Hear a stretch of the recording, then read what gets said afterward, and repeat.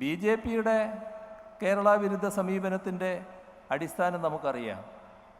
അവർക്ക് കേരളം ഇരിപ്പിടം കൊടുക്കുന്നില്ല, കേരളീയ മനസ്സ് അവരെ സ്വീകരിക്കില്ല.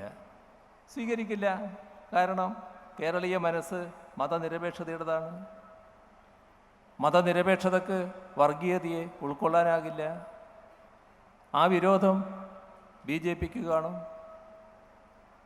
അത് കേരള വിരുദ്ധ മനസ്സായി രൂപപ്പെട്ടിട്ടുണ്ട്.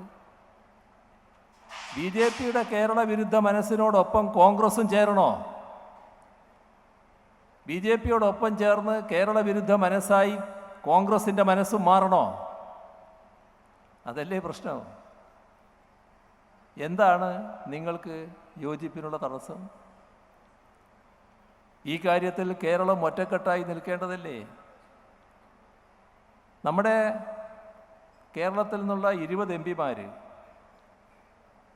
അതിൽ 18 പേര് UDF. ഏതെങ്കിലും ഘട്ടത്തിൽ ഇവരിൽ ആരെങ്കിലും ഒരാൾ കേരളത്തിന് വേണ്ടി ശബ്ദിക്കുന്നത് കേട്ടോ? കേരളത്തിൻ്റെ പ്രശ്നങ്ങൾ ഉയർത്തിയോ? കേരളത്തോട് കാണിക്കുന്ന കേന്ദ്ര അവഗണന, വിവേചനം, അതിനെതിരെ ശബ്ദിച്ചോ? എന്താണ് നിങ്ങൾക്ക് നിർബന്ധം? ബി ജെ പിയുടെ മനസ്സിൽ ഒരു നീരസവും ഉണ്ടാകരുത് എന്ന്.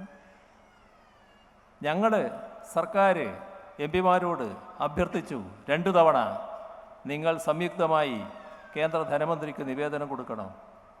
തയ്യാറായില്ലല്ലോ. ഞങ്ങളെടുത്ത് സമ്മതിച്ചു, പക്ഷേ പിന്നീട് തയ്യാറായില്ല. ഇപ്പോൾ ഏറ്റവും ഒടുവിൽ പറഞ്ഞത് എന്താണെന്നറിയോ?